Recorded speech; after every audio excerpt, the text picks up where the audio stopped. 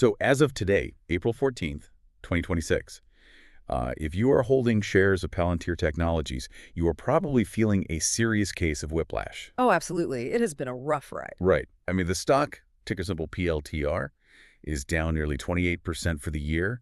It's currently sitting at $132.37. Which is a massive drop. It is. And the technical indicators are just screaming sell. Yeah. Like so loudly that algorithms are automatically dumping shares, and the short-term trend just looks like a falling knife. Yeah, but then, on the flip side, you have Wall Street analysts forecasting a massive 40% upside, and the company's revenue growth is absolutely explosive right now. Exactly. So the jarring question for you listening to this deep dive is this. Are you looking at the bargain of the decade right now? Or, is this a classic value trap waiting to just completely crush retail traders? Well, when a hyper-growth narrative collides head-on with the sky-high valuations and a screaming technical sell-off, the truth usually hides in the raw data. It doesn't hide in the daily headlines. Right. Because you have this massive disconnect between the underlying business, which is generating historic amounts of cash, and the stock price, which is just getting punished by market mechanics and shifting sentiment. Okay, so let's unpack this. Our mission today is to bridge that disconnect. We are going to rip through the financial statements, dissect the conflicting charts, and, figure out exactly what the smart money is doing behind the scenes. Because if you want to understand Palantir today, you cannot just look at the stock chart. You really have to look under the hood. Yeah, and the balance sheet is the only logical starting point, right? Because it frames this entire paradox. Exactly. I mean, you are looking at a company with a cash pile of nearly $7.18 billion. $7.18 billion, and barely any debt. They have about, $229.34 million in debt? Right, which is mostly just routine capital lease obligations. Yeah. They're essentially operating a financial fortress. I look at this and I just wonder, how can a company with that kind of liquidity, carrying zero massive debt burdens, be struggling so heavily in the public market? The strength of that fortress becomes even more apparent when you look at their trailing 12-month numbers from the end of 2025. Right, let's look at those. So Palantir pulled in $4.48 billion in revenue. That represents a 56% year-over-year increase. And more importantly, they aren't just, burning billions in venture capital to buy that growth. Which a lot of tech companies do. Exactly. But Palantir generated $1.63 billion in pure net income. Which is wildly profitable. Yeah. And their Rule of 40 score, hitting 127% in the fourth quarter of 2025 is just absurd. It really is. For those who might not track this daily in the software industry, if your revenue growth rate plus your profit margin hits 40%, you are considered elite. So hitting 127% means they are completely breaking the grading curve. They are. They are proving that you can scale aggressively without bleeding cash. And you see that cash generation directly in their levered free cash flow. Which sits at, $1.26 billion over the last 12 months? Yep. And management is even guiding for adjusted free cash flow to approach $4 billion in 2026. The underlying engine of the business is just a money printing machine. It's backed by incredibly strong working capital. Okay, so if the foundation is bulletproof and the engine is printing money, we have to talk about the 28% drop. I mean, we are talking about a stock that was flying high at a 52-week peak of $207.52. Yeah, a massive fall from grace. Now it's just languishing in the low 130s. Mm. The business isn't broken, which means the technical momentum is the culprit here. We recently saw the stock break below its 3-year bull channel. Right. For 3 years, it reliably bounced upward within this technical corridor, and now it has just crashed right through the floor. So are we just looking at a temporary dip here? Or, is this a fundamental breakdown of momentum where the floor might just fall out completely? Well, the technical damage is severe. And it largely comes down to how algorithmic trading works. Institutional traders and bots rely heavily on moving averages to dictate their buying and selling. Currently, Palantir's 50-day moving average is sitting around $139.92, and the 200-day moving average is up near $148.65.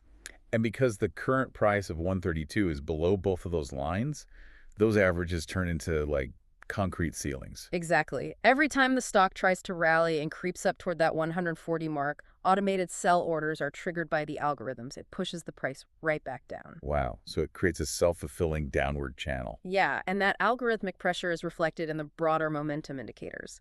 The MESID, which measures the strength of a trend, is deeply negative at minus 2.01. That indicates heavy downward inertia. And the RSI.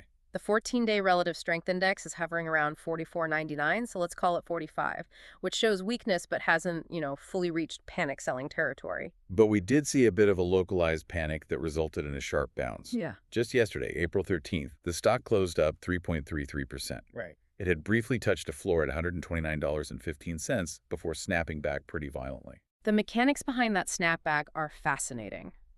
While the primary trend is bearish, the short-term selling got incredibly stretched. A highly sensitive indicator called the stochastic RSI dropped under 20. And reading under 20 means an asset is severely oversold, right? Exactly. The selling pressure outpaced the actual market sentiment. Basically, the rubber band was stretched too far, too fast. So it hit a massive wall of buyers at that 129 level who realized the algos had just pushed it way too far. Plus, there's a massive historical liquidity pool sitting at $130.49. Millions of shares have changed hands at that specific price over the years. So it creates a psychological and technical safety net. Right, but to actually escape this bearish trend, the stock has to chew through intense resistance above it. Charts and moving averages don't operate in a vacuum, though. I mean, the algorithms are constantly adjusting to narratives, headlines, and geopolitical shifts. You can see this clearly in the extreme volatility we've had over the last week. Oh, for sure. On April 9th, the stock took a massive 7% nosedive because Michael Burry, the investor famous for the Big Short, issued a warning. He pointed to Palantir's valuation and explicitly warned about disruption from newer AI models, like Anthropic's Claude. The market takes those warnings very seriously because they attack the core narrative of Palantir's technological moat. Yeah, but then the narrative flipped completely just a few days later, triggering that April 13th rebound. And the catalyst was purely political. Right. It was Donald Trump actively endorsing Palantir's defense capabilities and their role in national security. And just to be clear for you listening, we are absolutely not taking political sides here. No, not at all. We are just reporting how political endorsements and government defense spending shifts create massive volatility and regulatory risk for the stock. Which perfectly demonstrates how market machinery processes political rhetoric.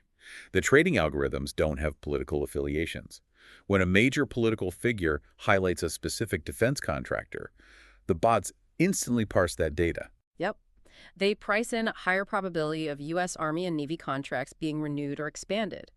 Palantir's entire bedrock is built on these multi-billion-dollar government frameworks. But the flip side of that government reliance is intense policy vulnerability, right? Yeah. The instant a political wind shifts against them or a defense budget faces cuts, the stock reacts violently. Exactly. The market constantly has to recalibrate the risk of having a massive chunk of revenue tied to the unpredictability of government spending. When you have headlines driving 7% drops and 3% rebounds in the exact same week, the noise becomes deafening.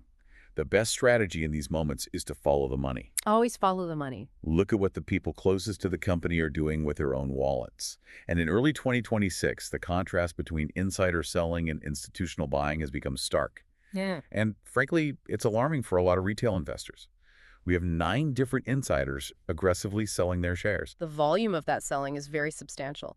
Peter Thiel, a key co-founder, dumped roughly $290 million worth of shares in early March. $290 million. Wow. Yeah, and CEO Alex Karp executed sales totaling about $66 million in February. That is over $350 million pulled out by the 2 people who know the inner workings of this company better than anyone else. For an average retail trader, seeing the CEO and founder dump $1/3 billion in stock while the price is dropping, it looks like the ultimate red flag. It definitely scares people. If the chefs are sneaking out the back door, why is Cathie Wood booking the biggest table in the restaurant? I love that analogy. But retail traders often misinterpret these SEC filings because they apply everyday logic to executive compensation. Executives at massive tech firms don't really get paid normal salaries. Right, it's all stock. Exactly. Their compensation is essentially a slow-leaking faucet of stock options known as restricted stock units or RSUs. When those options vest, they trigger massive tax liabilities. Oh, so they have to pay taxes on the shares they receive. Yes, and often the only way an executive can pay the taxes on their stock is by selling a portion of that very same stock. So it's a mechanical function of their payroll, combined with the need to diversify their personal wealth so they aren't, entirely leveraged on a single ticker symbol. Precisely. While a cluster of 9 insiders selling is definitely a sentiment headwind, it rarely signals a fundamental collapse of the business. You have to balance that insider selling against what institutional investors are doing. Right, like ARK Invest. Yes. Cathie Wood and ARK Invest recently added over 85,000 shares to their holdings. They're actively catching this falling knife. Because institutions play a completely different game. ARK Invest isn't day trading 50-day moving average. They operate on a 5 to 10-year horizon. They look at a 28% drop and see a massive discount on a company they believe will dominate enterprise AI for the next decade. The friction point between the people selling and the people buying ultimately comes down to Wall Street's most polarized debate, which is the valuation multiples. And here's where it gets really interesting, because I'm going to push back incredibly hard on the bullish narrative here. Let's look at the actual valuation math. Let's hear it. Palantir is trading at a trailing price-to-earnings ratio of 203. Yep. Their forward PE is 97, but more shockingly, their price-to-sales ratio is 68. You are paying $68 for every single dollar of revenue the company generates. I don't care how bulletproof your balance sheet is, a PE over 200 is just objectively a bubble waiting to pop, right? How can anyone look at those multiples and call this stock undervalued? Well, if you analyze Palantir strictly as a traditional defense contractor or a legacy software company, those numbers are terrifying. A 68 times sales multiple demands what analysts call flawless execution. Zero margin for error. Exactly. The company has zero margin for error. If they miss earnings by a fraction of a percent or hint at a slowdown in customer acquisition, that multiple will compress violently, taking the stock price down with it. Right. This is precisely why 5% of Wall Street analysts maintain a hard sell rating. Okay, so what is the justification for the 42% of Wall Street analysts who maintain a strong buy rating? How do they rationalize paying that kind of premium? Their justification lies entirely in the velocity of Palantir's pivot into the commercial sector. Historically, Palantir was a bespoke government consultancy, but their U.S. commercial business recently surged by an astonishing 137% year over year. 137%. That is wild. It is. That segment alone is projected to exceed $3.1 billion in 2026. Growing 137% at that scale means they are successfully morphing into a nimble software-as-a-service company rather than just, relying on slow-moving defense contracts. The bulls argue that standard PE ratios are useless when a company is scaling commercial AI solutions that rapidly while maintaining a 36% net profit margin. Oh, I see. They believe the premium valuation is justified because the compounding rate of that commercial growth will rapidly shrink the multiples over the next 2 years. The market is pricing in the size of the company tomorrow, not the size of the company today. Which means we are at a massive inflection point. Given these completely conflicting signals, the $7 billion cash fortress versus the broken algorithmic charts, and the 137% commercial growth versus the terrifying 200 PE ratio, we need to map out the actual cliff edges and mountaintops for your outlook as an investor. It is definitely make or break time. We're heading into a highly anticipated earnings report on May 4, 2026. If I'm looking at this short-term versus long-term, what are the best-case recovery scenarios and the worst-case continuation lower? Give me the bear case first. The short-term outlook remains highly volatile. The bear case heading into that May 4th report centers entirely on the erosion of Palantir's technological moat. Historically, Palantir's software, specifically their Foundry platform, required armies of forward-deployed engineers to integrate into a company's data ecosystem. It was expensive, complex, and sticky. Right. But the landscape is shifting dramatically. This goes back to Michael Burry's warning. Newer, incredibly capable generative AI models, like Anthropic's Claude, are radically lowering the barrier to entry for complex data analysis. Yeah, that makes sense. If a mid-sized company can simply point a $20 a month AI model at their messy datasets and get actionable insights, they don't need a multi-million-dollar Palantir integration. The threat of commoditization is the single biggest risk to that 68 times sales multiple. If Wall Street starts to believe that cheaper, off-the-shelf AI agents can do 80% of what Palantir does for a fraction of the cost, the premium valuation just collapses. Exactly. In that scenario, the stock breaks definitively below that $130.49 support level, and the algorithmic selling accelerates. That is the cliff edge right there. Yeah. If the commercial growth slows down because cheaper AI steals their market share, the bubble pops.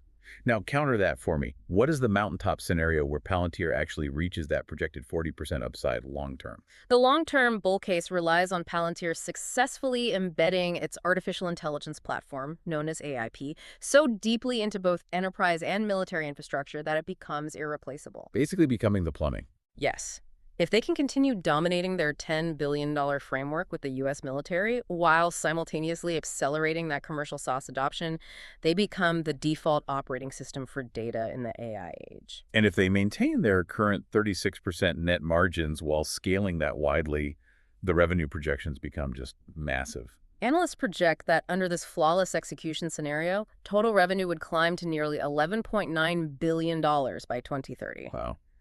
If they maintain that trajectory, it easily justifies the current mean Wall Street price targets, which sit between $185 and $194. So bringing this all together for you listening, Palantir is currently the ultimate market paradox. You're looking at a company with a fundamentally bulletproof balance sheet, zero meaningful debt, and explosive commercial growth, completely trapped inside a vicious, highly volatile bearish trend. Yeah, the tension is incredible.